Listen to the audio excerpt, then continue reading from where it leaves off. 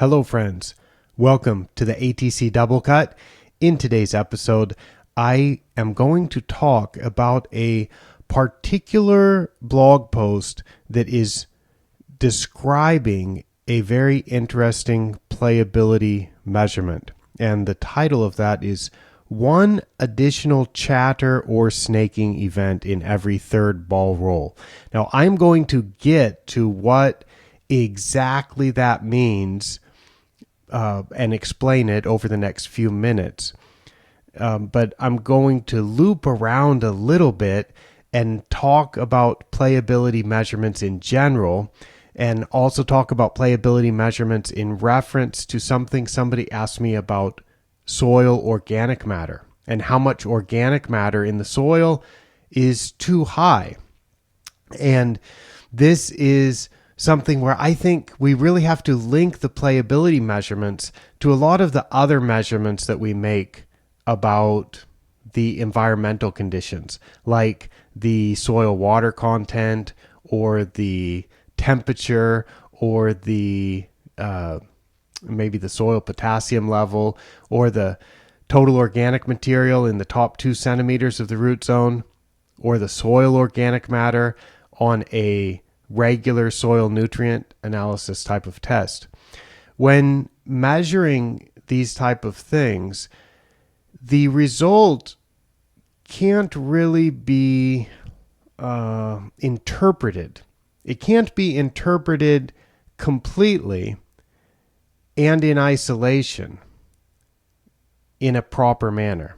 Now we can interpret it in isolation partly and come up with some kind of recommendation based on the result.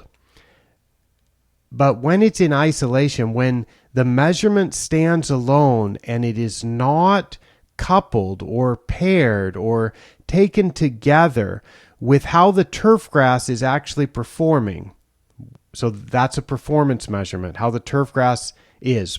Perhaps it's a quality rating of a visual assessment of the turf is good enough, the turf is great right now. Or perhaps it's a playability measurement of how the golf ball is rolling across the surface. Or perhaps it's a playability measurement of how a football is bouncing or rolling across the surface. Those type of performance measurements or playability measurements can allow us to now interpret some of the soil tests or the other measurements that we make of the growing environment not in isolation anymore. And now they're coupled to something that we actually care about. Because really, I don't care about how much organic matter there is in the soil. What I care about is having good playing conditions. And I don't really care how much potassium there is in the soil. I care about having good playing conditions. So that's what I'm trying to make a case for spending a little bit of time to make careful measurements of performance or of playability. So this particular blog post reports on morning and afternoon measurements I made of something called the Bobble test during the 2023 KBC Augusta Golf Tournament, which is held in Japan. And I think these type of measurements, okay, I'm talking about something specific that not everybody's going to do, measuring in the morning and measuring in the afternoon, day after day after day during a golf tournament. But I think it's interesting what happened. I think it's interesting what I learned, and I am going to explain what's interesting about it. But I want to also make the case that you might be able to get some value out of similar type of measurements, whether you have a lawn that you just want to rate, is it in good condition? Is it meeting your standard for what you want it to be or not at a particular time? Or if you want to rate other areas of a property, or if you want to rate your sports field, or if you want to rate your golf course or your cricket pitch or whatever, cricket wicket, you can make playability measurements that tell you how you're doing. Okay, now specifically to the Bobble test, and there's going to be some more about this because it's It's proven to be more useful than I ever thought that it would be to me, and I expect it will also be useful for you. The Bobble test is a visual assessment of how the ball rolls, and that's on a golf course putting green. And golfers, when they hit a putt, are also making a visual assessment of how the ball is tracking and rolling and bouncing or not bouncing as it makes its way to the hole.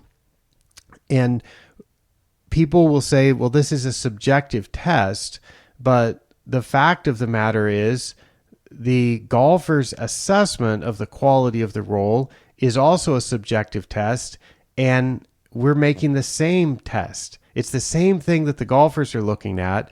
And Doug Lind was the lead author on a wonderful article about this, which I will put a link to in the show notes. And what you will find when you read that article is that when he compared some more quantitative ways to assess the dispersion of golf balls and to assess the quality of the ball roll,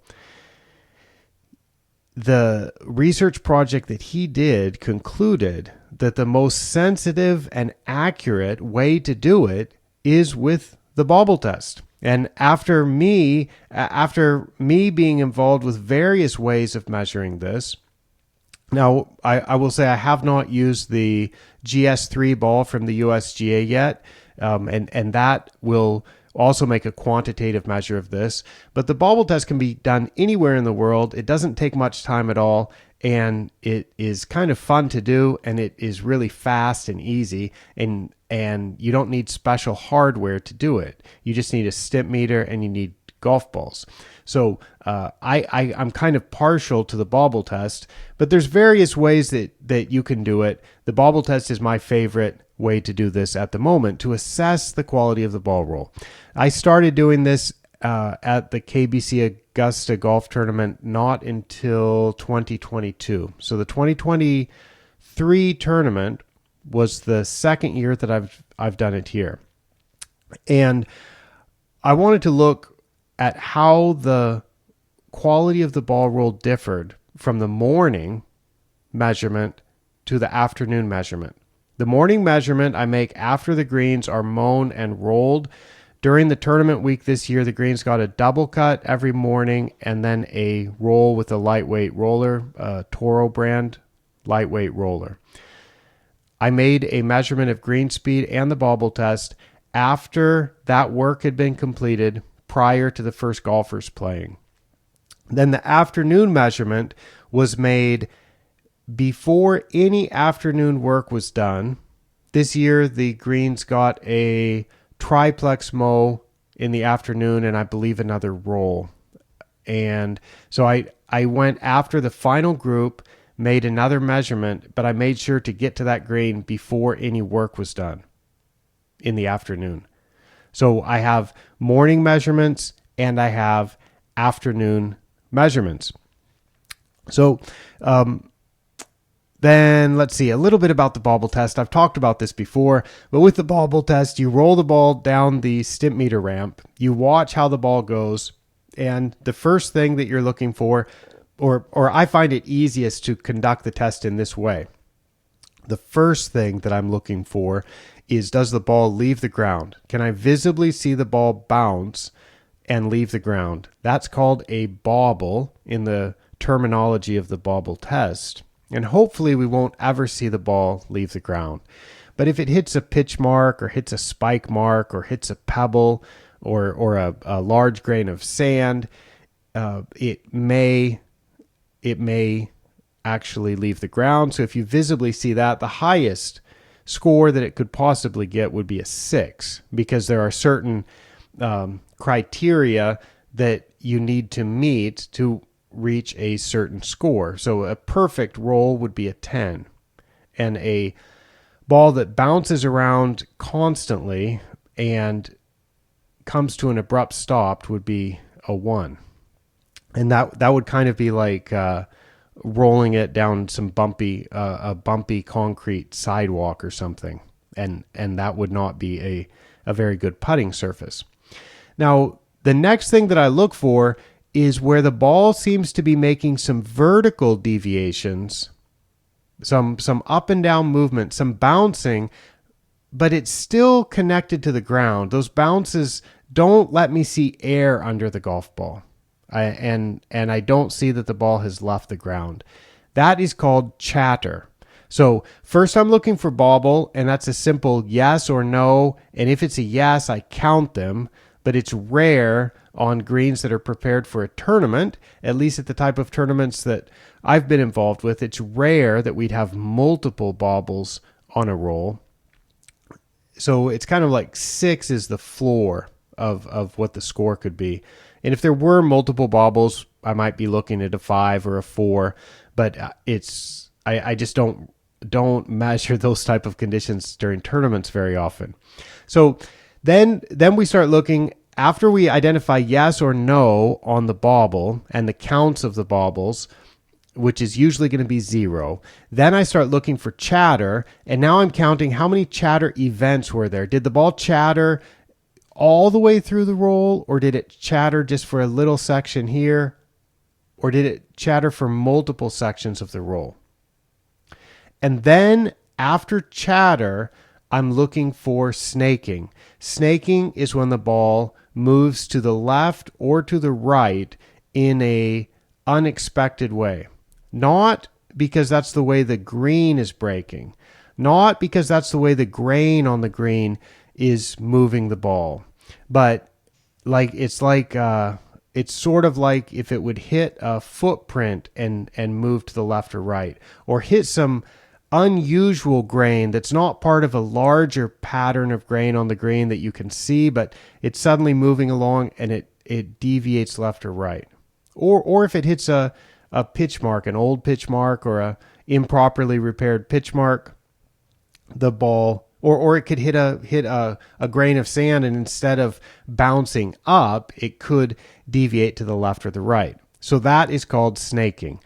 If there is, so now to the rating scale, it's very simple. If there is clearly one chatter event, then it gets an 8. If there's clearly one snaking event on its own, I will give it an 8. If there are a couple of chatter events or chatter plus snaking, then the score is 7. And if I'm not sure if I saw it, so if I'm absolutely sure that I saw a chatter event, or I'm absolutely sure that I saw a snaking event, the score is 8.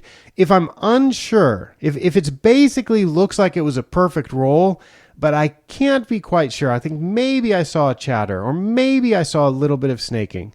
And as you do this, you will realize that you come to the same conclusion that I do, that sometimes you feel like you clearly see it. Sometimes you're not quite sure if you saw it. So in that case, it gets a 9. And then 10 is very easy. With 10, there is absolutely no uncertainty, and I can say without a shadow of a doubt that that was a perfect roll. There is no question about whether I saw any snaking or not. It was absolutely missing. There's no question if I saw any type of chatter, there was none. The ball just rolled perfectly, and it's quite it's rare to have a 10, and you can have it sometimes. You can have 10 sometimes, but the greens have to be really, really good. And then you have to miss all the pitch marks and stuff. And on busy golf courses, there's various things that get on the green and various amounts of traffic that go. So then the question, I think it was posed by Carl Scamenti. And Carl, if you're listening to this or watching it, I have some more material coming up about this. I haven't had time to get to it, but I recorded some videos of some afternoon bobble test measurements, and I wanted to show what that looked like. So I do have some material that I'm hoping to make into a nice little video and to prepare that to answer a question that Carl Scamenti had, which I believe was related to the morning and afternoon measurements and how much difference there was. And I made a chart to show this. And I originally put it up on Pace Turf. I'm going to talk about that a little bit later. But on this chart that has a title of Average Bobble Test, I show in blue color, I showed what the average Bobble Test score was every morning during the tournament week. And I actually started from Saturday afternoon prior to the tournament all the way up to Sunday afternoon of the final round. So it was 8.5 days of measurements. In the morning, started off on Sunday morning prior to the tournament week. It was 8.1 on average, and it peaked on Saturday of tournament week at 9.1 on average in the morning, and then it was 9 on Sunday on the final round in the morning. So that's pretty good. It was always higher in the morning, and every afternoon it was always lower. And this is the average of multiple measurements. So I'm taking this when I'm making the stimp meter measurements, and as I roll the ball down the ramp, I also record the Bobble Test score, and this is representing multiple measurements because I'm making multiple rolls. There are 6 rolls of the ball to make a stimp meter measurement. I do that 3 times on a green because I'm checking for variability within the green. This is my research project. It's not exactly what I'm recommending that you all do, but this is so that's 6. That's 18 ball rolls per green. I do this on 3 greens, so it's a total of 54 ball rolls in the morning, 54 again in the afternoon. And each one of those rolls gets a Bobble Test score. So it's a nice average. There's nice consistency here. But I think you can get this type of information with a lot less rolls than I do. I'm doing a research project, and I need multiple measurements so that I can do statistics and check some of the variability, which is really what statistics is all about. So let's see. Here's the summary, and I highlighted what I put in the Pace update. I said that during the 2023 KBC Augusta Golf Tournament at Keia Golf Club in Japan, I measured the Bobble Test each morning at the same time I measured the green speed before play. I then repeated this measurement at the end of each day's play. The average drop in the Bobble Test score from morning to afternoon across the 8 days during which I made a complete measurement is 0.3. That's equivalent to about 1 chatter or snaking event in every 3rd ball roll. Now, the way that works out, as I told you, is if we have a single snaking event or a single chatter event that we clearly see, then it gets an 8. If we have 2 of them, then it gets a 7, right? And then if we have more than 2 of them, and or that those are combined with a bobble where the ball actually leaves the ground,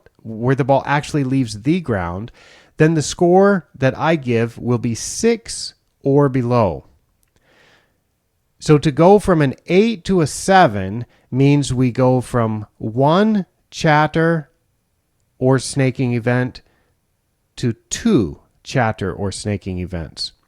And so the way that it works out, the way that these averages work, for it to go down on average by 0.3 every day means that every 3rd roll I was getting a additional chatter event or an additional snaking event, which is quite interesting because that also means that for 66.66% of the rolls, or for 2 out of every 3 rolls that I made, I was giving the same score that I did in the morning before play. Now, these are zoysia greens, and zoysia greens have very stiff leaves, and they're quite an interesting type of of surface. So it's different than bent grass. I think bent grass or Poa annua may change a little bit more because the leaves are softer. And I also checked this at the 2022 Catalunya Championship. That's at the golf course that's now called the Comudal Resort, formerly PGA Catalunya.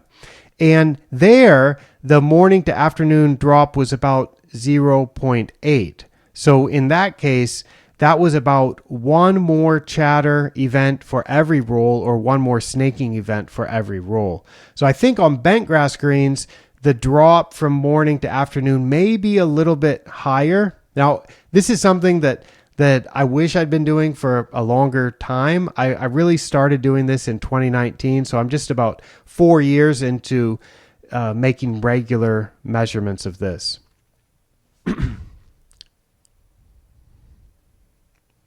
So it seems from the limited information I have from measuring this at a couple of tournaments and then a lot of golf courses I've measured this, but I've only measured it just once. I didn't measure morning and afternoon. So the morning and afternoon measurements I have from before play to after play, these are from only 3 tournaments, 2 on zoysia greens, 1 on bent grass greens. And this is something that it seems to me that bent grass may tend to scuff up a little bit more or maybe change its chatter and snaking characteristics a little bit more during the day than zoysia, but that is something for me to check some more. So I noted in the photo of the putting green, I said the smoothness and trueness of ball roll on greens at the 2023 KBC Augusta tournament decreased on average by 0.3 units on the Bobble test score, or by about 4% from the start of play to the end of each day's play.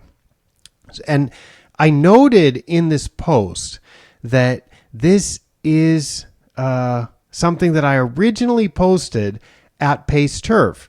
And I said that I'd like to remind you that I write there every week, and you can see all those updates, plus the weather alerts, climate appraisals, and have access to all the Pace insights and references, all for a US dollar $275 annual subscription.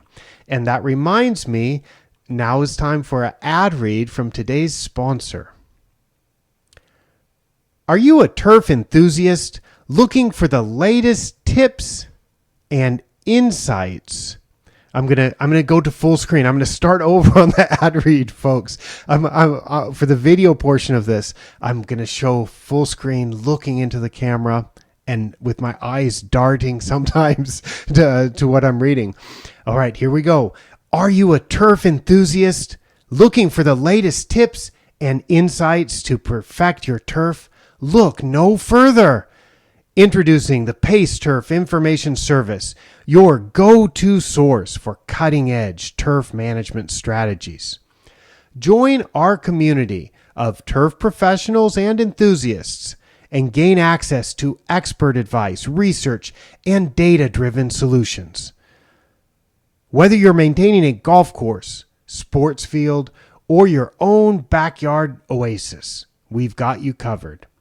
Don't miss out. Visit www.paceturf.org today and unlock the secrets to a lush, vibrant lawn. Pace Turf Information Service. Your turf, our expertise. Explore now. All right. Thank you, Pace Turf, for sponsoring this episode. Now, I was talking to a recent subscriber to Pace Turf, and the recent subscriber to Pace Turf, who will remain anonymous, said, because I was saying, okay, a lot of people really like the weather updates. The weather updates are site specific. They show your historical weather data. They show the forecast. It calculates the growth potential for you, some other disease risk stuff, and it's automatic. You don't have to do anything. You just get updates. And I said, a lot of people really like that and find it useful. And I said, but my favorite part, for many years, I've always used the reference section. And I find that so useful as a paste turf service. And in fact, I think just finding like one of the references to help me solve a problem is easily worth the annual subscription. And then all the other stuff comes along free. So this anonymous new subscriber said, well, why don't I just Google it? And I just kind of laughed, and I'm like, okay, so you can Google it and not really have any quality control on it, or you can get some of this information. And I'm going to show you a little tour here and also describe for those of you who are just listening. Let's see. So I'll click through to the Paste Turf website and make sure that that's showing. Yeah. So this I'm now showing on the screen the Paste Turf website, and I'm showing the post that I made over there that has even more information than what I put on the ATC website. And this is a post that I made on Friday, September 1st, titled Smoothness and Trueness of Putting Greens Before and After Play. It also includes a description of the Bobble test and some definitions and so on, and links to additional information. But what I want to show you is the reference section. What I told this anonymous new subscriber I find so valuable. And if you go across the top menu bar, it has various headings, including weather, highlights, insights, reference. I go to the reference section.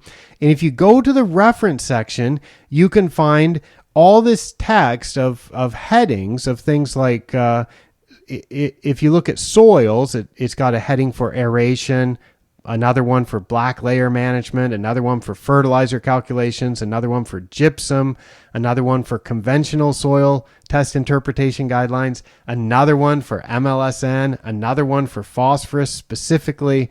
It just goes on and on. There is a huge amount of information here in these references. And for many things that I want to check, I just go to Paste Turf, because this is information that was put together by Dr. Larry Stoll and Dr. Wendy Galernter, who are experts in their fields. And it's like, okay, it's obvious to me that this information that's summarized for turfgrass professionals and it's quality controlled is going to be better than what I can get from Google, and I can trust it a little bit better than Google. So if we go over to algae, so this is in the diseases section, I go over to algae, which is a common problem on warm and cool season turf all over the world. If I click through to algae, I can see that there is now additional links. So if I click on algae, it shows a IPM, that stands for Integrated Pest Management,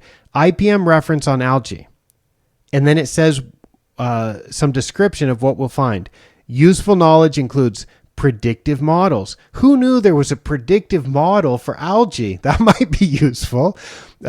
Monitoring techniques, biological, cultural, and chemical management strategies, listings of pesticide products, identify those considered to be the safest. Well, this is an IPM reference, so this is finding the pesticides that are considered to be the safest by the EPA as reduced risk or through a caution label. And there are additional references, including three specific videos about algae, yellow spot, the really hideous looking nostoc algae, which I know has been a problem down in New Zealand fairly recently, maybe in Australia also. I think I've seen that one actually in Thailand, if I'm not mistaken, and it's ugly, and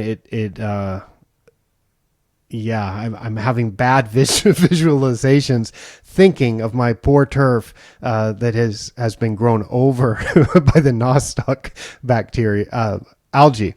And then it's got PACE insights on cyanobacteria, photos of algae, a nice update about preventing moss and algae, so much good information. If we click through on this IPM reference now, it's a 2-page document, and this is the kind of thing that I really find useful because I may already have my own strategies for dealing with algae. But if I have a persistent problem, if I ever get to the point that I need to Google the problem, if I ever need to turn to Google to try to find a solution to the problem, then it probably means that the strategies that I've been using haven't given enough of a result, and I need some help. And I need to make sure that I'm doing everything. And one thing that I find with the paste turf references is they tend to be pretty comprehensive, and I can use them as a checklist to make sure that I've got, that I'm doing everything possible. And these type of IPM references are so good. So this one about algae, it describes the symptoms. It says the types of plants that are attacked, and then it describes other pests and conditions that cause similar damage, such as high soil salts, traffic damage, heat or drought stress, localized black layer. You'll often find algae associated with those types of conditions. And the geographic distribution is worldwide. And then you can predict this disease with a threat temperature. That's another feature that you get with a paste turf subscription. You'll get the threat temperature for your location. That's going to be very similar to a soil temperature at a 2-inch depth.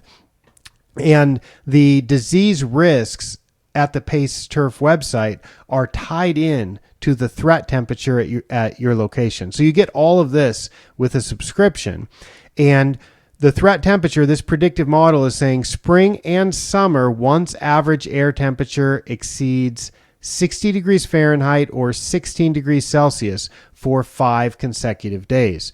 That would be a trigger for a active algae growth. And then so here's the type of checklist that I think is so useful. Conducive environmental conditions, shade, average temperatures above that threshold, low mowing height, use of organic fertilizers. Maybe that wasn't fresh in my mind, so it's nice to be reminded that if I use organic fertilizers, that could increase the algal damage or the spread of algae, or the likelihood of having algal damage or algal cover on my turf.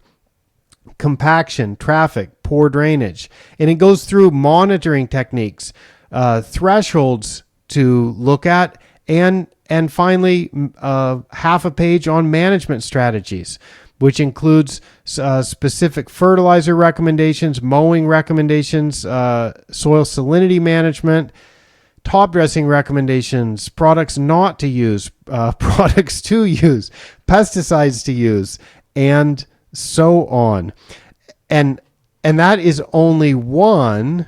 What we just looked at, or what I just described, that one IPM reference, is one of 1, 2, 3, 4, 5, 6, 7, 8, 9, 10, 11, 12, 13.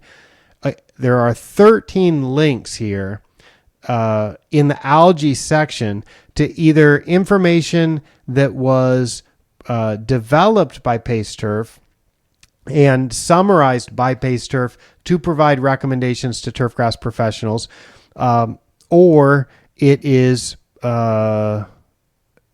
other high quality information, such as a particularly fine slide presentation by Dr. John Kaminsky from Penn State University. He's got a fine algae management presentation. There's a link to that, and that shows some fertilizer issues also, and some chemical controls. So there's just a ton of information at the paste turf website, and I don't know everything. Nobody knows everything, and I often use this type of information as a library for myself, or as an encyclopedia for myself, to look up information when I am trying to make sure that I've got everything covered. I wrote an article because I often get asked about algae and moss when I'm traveling around and visiting golf courses, whether that's working or whether that is not working and just traveling around and visiting for study purposes, one of the common questions that I receive is related to algae and moss, and what are the best ways to control it, and stuff like that. And I recently wrote an article about that for Golf Course Seminar magazine in Japan, and I went to the Pace Turf website and I checked out much of that information on the Algae Reference page to make sure that I had a checklist, that I wasn't forgetting anything. A lot of that stuff I knew, but I wanted to check and make sure that I had everything covered. And I think if I was a turfgrass professional, I would love to have access to that. So that is just one thing on the Pace Turf website that I think is really cool. And maybe if some of you are interested, well, even if you're not, because I own Pace Turf now and I'd like to have more subscribers.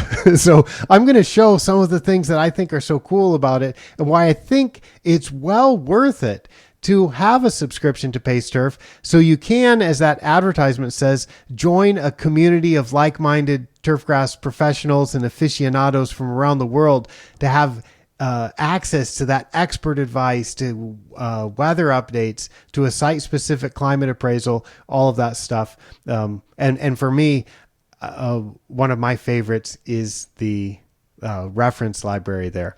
So that is what I have for today's episode. Thank you all for watching and for listening. And if you are Carl Scamenti and have more questions about the Bobble test, maybe you and I can talk about this on the double cut sometime. I'm sure you've measured some of these before and after play, or before and after spike mark or foot traffic type of measurements, because I know a lot of that research has been done at Cornell University with different spikes or soles on shoes used for playing golf. So if you have some information that maybe you and I could talk about, then maybe we'll do that. And for everybody else, thank you for watching and for listening. I will sign off now for ATC from Ishigaki. I am Micah Woods. Bye-bye.